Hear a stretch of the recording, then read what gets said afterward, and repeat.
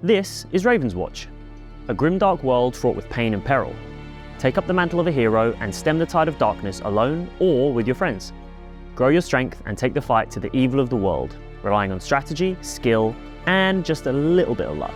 It's an appealing game with a solid concept, but it begs one important question. Is it worth your time and money yet? So you may have seen this game floating around various internet haunts.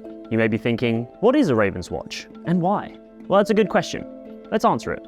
The game is a multiplayer action roguelike. It can be played solo, and the game description might encourage you to do so.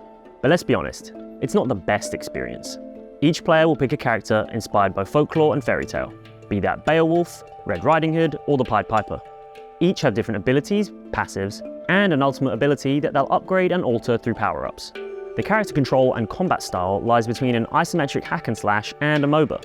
If you take Hades and League of Legends and then just kind of mash them together, there you go, you got Ravenswatch. This wonderful little concoction is the work of Passtech Games, a French dev best known for Curse of the Dead Gods. Let's dwell on that game for a mo, as the same roguelike essence is running through Ravenswatch's veins. Curse was a really solid game, but it suffered by being released around the same time as Hades. Supergiant's game was the better game, but that's not to discredit Passtech's romp through dark and dingy Aztec temples. They made a damn fine game, a solid B/A tier roguelike. So Ravenswatch, in its finished form, will take Curse's foundation and pour some multiplayer mayhem into the mix. A handful of characters to choose from across 3 worlds, with tons of big bads to overcome, power-ups to discover, and builds to experiment with. In each run, you'll need to spend about 20 minutes or so in the level, preparing, getting stronger, and strengthening your advantage, before an ancient evil awakens, at which point you'll have to bash it to death. It's a combination of efficiency, discovery, and cooperation between you and your teammates. So it all sounds great, doesn't it? But you're eager to get stuck in. Well, hold on to your horses, because it's not all there yet, hence the early access. So at the time of release, there's only level 1 of 3. That means 1 biome, 1 environment, 1 boss. There are a good amount of powers to discover across 6 characters, but all your time playing will be spent in this initial world. The level itself is good. It's a bit dark and gloomy, but that's kind of the game's whole deal. There's a few different points of interest to discover, some mini dungeons, quests, dynamic events, etc. You will find yourself discovering all sorts of new things for the first few runs, but that will quickly dry up. The playable characters are all nice and varied and have their own individual playstyles, but you may find yourself with the lack of motivation to try them all, given the fact that you'll be playing the same level over and over. There is a scaling nightmare difficulty to get your teeth stuck into after you've beaten the boss, but it's just more of the same. It'll be good to scratch the itch if you want more after the run, but it's not going to keep you coming back time and time again. The final boss will always be the same, your game plan the same, and once you've got your strategies locked down, each run will start to feel more and more similar. That solitary level is definitely the game's main crux, but there are plenty of positives to balance it out. The first thing to talk about is the gameplay. Plain and simple. The combat, the hacking and slashing and burning and stabbing and rat exploding. Frankly, it's great.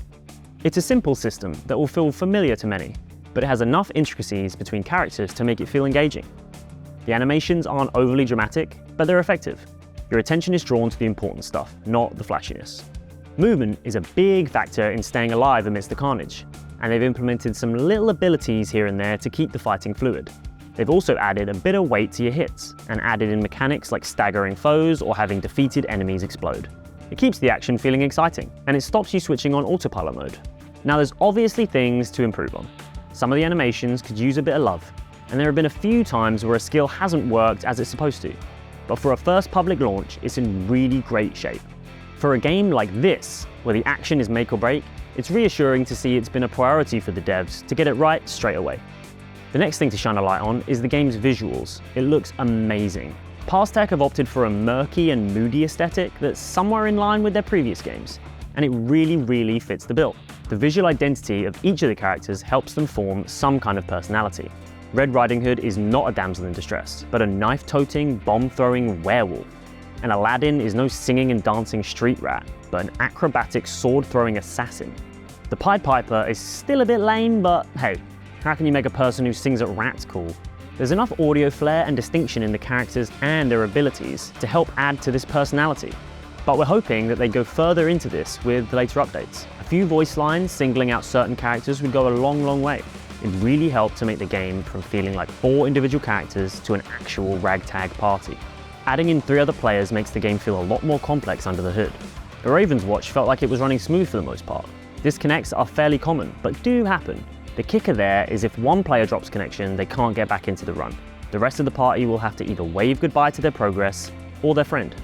That was the biggest issue we faced when playing, and luckily there was no rubber banding or technical nonsense ruining the experience, which you usually kind of expect on day 1 multiplayer launches. So that's a good sign. And the issues that do surface, well, there's plenty of time to deal with those. So it's a good start, and the fundamentals are really solid. All the game is missing is a massive chunk of content. Thankfully though, Passtech has given some indication as to when to expect that kind of thing. The first major update is adding in more of the same. New abilities and a new character.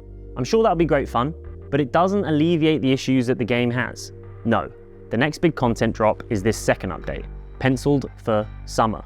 From the look of it, that's when the game will receive the content it really needs to shake things up. Right now, your run ending feels a bit premature. It's just a bit disappointing. A second level should help make it feel like more of an achievement. Not to mention, new events, quests, and upgrades should make the whole experience feel a bit fuller. And then there's an ambiguous coming next, essentially the everything else that we want to do before release. And as you'd guess, it's a bit more of everything. It's the rest of the game, the third level, the final bosses, and just more stuff. There's a mention of an end game, which could be something very exciting, or it could just be a ramping difficulty level. Without details, it could go either way. So I'm just going to ignore that until we hear more about it. So all in all, it seems like there's a decent amount of content planned for the first 6 months or so after release, and then a massive dump of other stuff to be expected just sometime later. Once we get that summer update, we can probably expect a second roadmap clearing up the ambiguous future phase. Passtech are no strangers to the early access cycle, and they took the same approach with the Curse of the Dead Gods. That game spent just under a year in early access, and similar to Ravenswatch, its first iteration only featured the first level of the game, and a small selection of weapons and power-ups.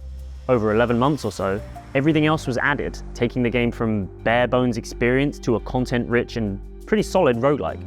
It's pretty safe to say that Ravenswatch is in a better place than Curse was at the start of early access, just in terms of identity and gameplay. They've clearly applied a lot of experience that they've learned from that development cycle. So with that in mind, we do have faith in them getting on with it and releasing the game in good time. The planned finished version of the game seems very realistic. No lofty promises here, or crazy ambitions to weasel out of later. Can the devs pull it off? Well, yeah, they've done it already. It should be fine, right? As for price, you'll be looking at around £17, €20 or $20, or whatever that is in your local currency.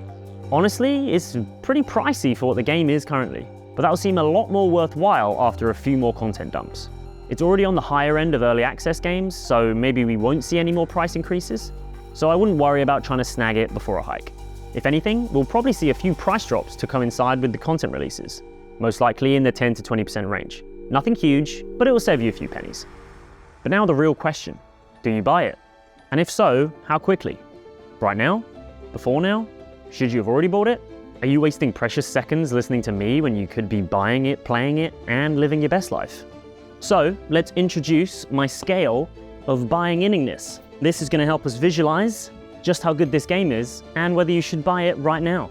So, ranging from stay away to buy it right this second, we're going to put Ravenswatch right around there. Wait for updates, and here's why. So the game is a roguelike. It can survive and be playable with a few sections of the game missing. Each update will add new things to discover on your runs, and it can be tackled incrementally. A third zone isn't going to make a difference to a new player. They'll need to tackle the rest of the content first. So with that, you won't get burned much if you're too excited to wait a year or so. However, there just isn't enough content in there as it is right now. You'll blast through it in an evening or so, and that's just not worth 20 of your hard-earned dollars. This first content update isn't really going to add much playtime. A few things to mess around with, but really the big change will come with this summer update. An extra level and maybe even a bit of boss variation will make the game feel much bigger. If you're thinking about buying this game, don't do it yet. Just wait until then. And if the content is looking a bit thin for that update, hold out just a little bit longer. Hold out till the third level is introduced. It's a good game, but you're barely getting an appetizer as it is right now. Just hold out a bit, let the devs do their thing, and the game will be in a good place before you know it. So, there you go. Ravenswatch, should you buy it? The answer is probably not just yet. I hope this video has been useful to you though. And if there are any other early access games you're on the fence about, let us know. And we'll let our scale of buying-inningness show you how worthwhile the game is. God, I really need to think of a better name for that.